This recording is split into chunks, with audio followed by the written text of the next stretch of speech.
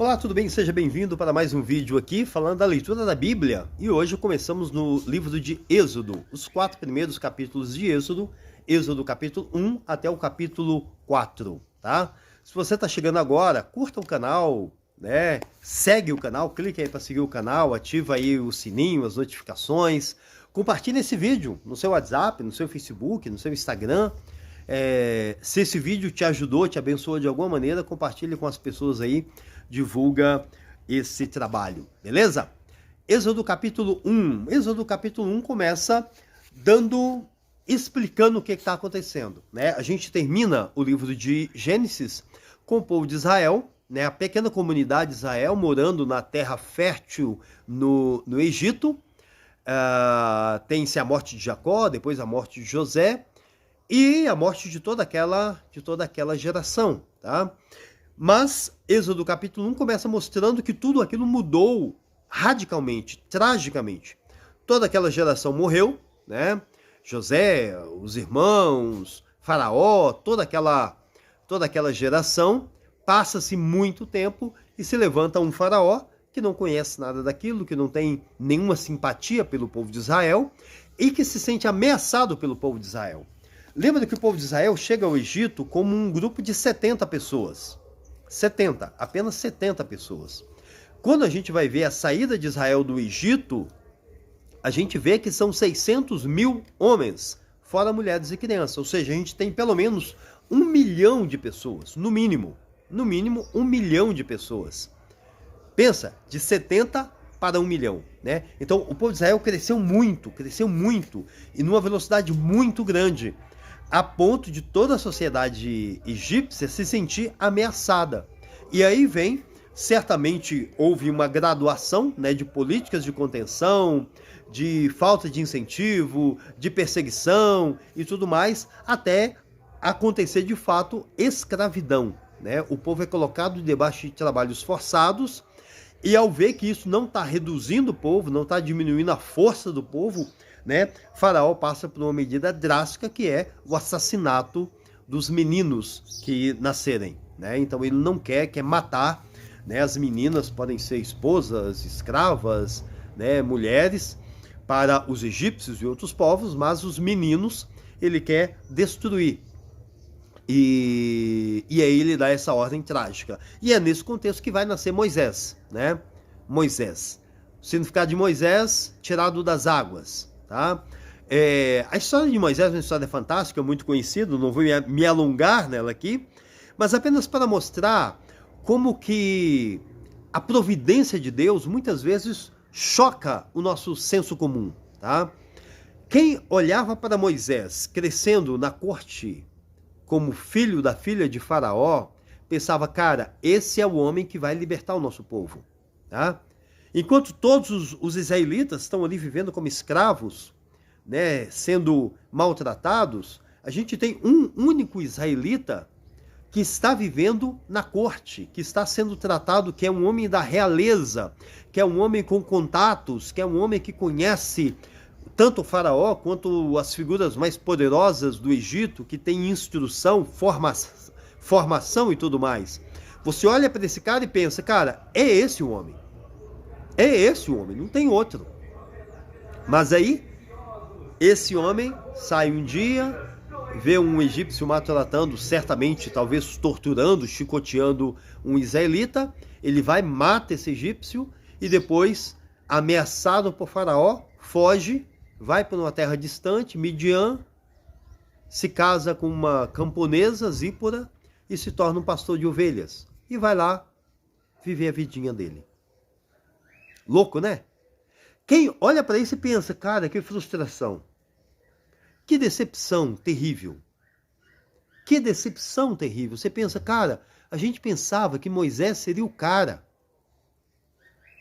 Mas o único israelita que foi privilegiado, salvo da morte, que cresceu na corte de Faraó, se transformou no mero pastor de ovelhas de um sacerdote numa terra deserta, numa terra desértica.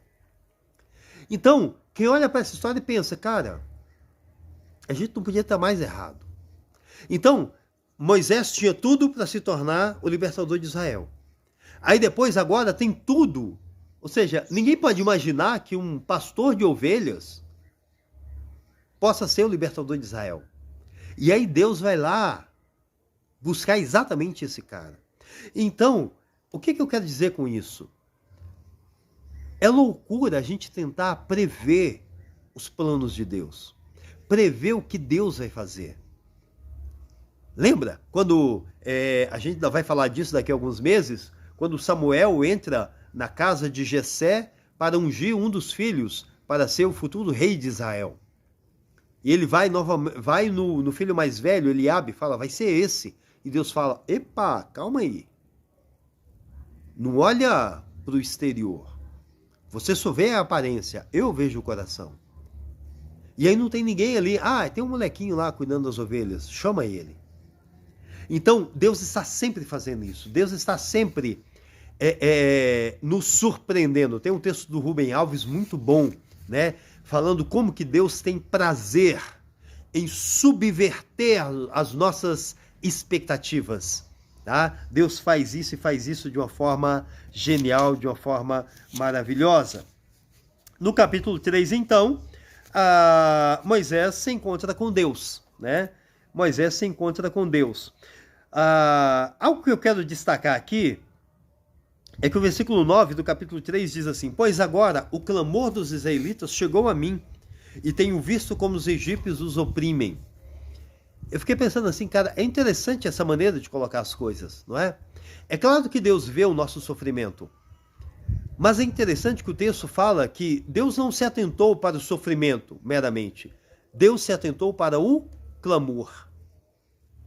Eu anotei na margem da minha Bíblia assim, foi o clamor do povo e não a sua situação que chamou a atenção de Deus. Todas as pessoas passam por aflições e angústias, mas quantas clamam, quantas importunam a Deus em oração? O texto diz claramente, pois o clamor dos israelitas chegou a mim. Tá? Talvez você esteja passando por uma situação de adversidade, mas a pergunta é, o seu clamor está chegando a Deus? Você está clamando? Você está intercedendo? Você está, como diz a música lá do Zé Ramalho, batendo na porta do céu? Tá? Você está realmente importunando a Deus em oração, como Jesus nos ensina a fazer? Tá? Isso é muito interessante. E lembrando aqui a passagem de Jesus, né, quando Jesus vai provar para os saduceus que existe ressurreição, Jesus vai usar essa citação aqui, né, de quando Deus fala para Moisés, eu sou o Deus de seu pai, o Deus de Abraão, o Deus de Isaac, o Deus de Jacó. Né? Deus não é Deus de mortos. Né? Então, se Deus é Deus, Deus é Deus de vivos. Então, se Deus é Deus de vivos, ele diz que eu sou o Deus de Abraão, quer dizer que Abraão está vivo. Né? Abraão está vivo. Tá? Então, foi dessa maneira que Jesus provou para os saduceus a existência da circuncisão.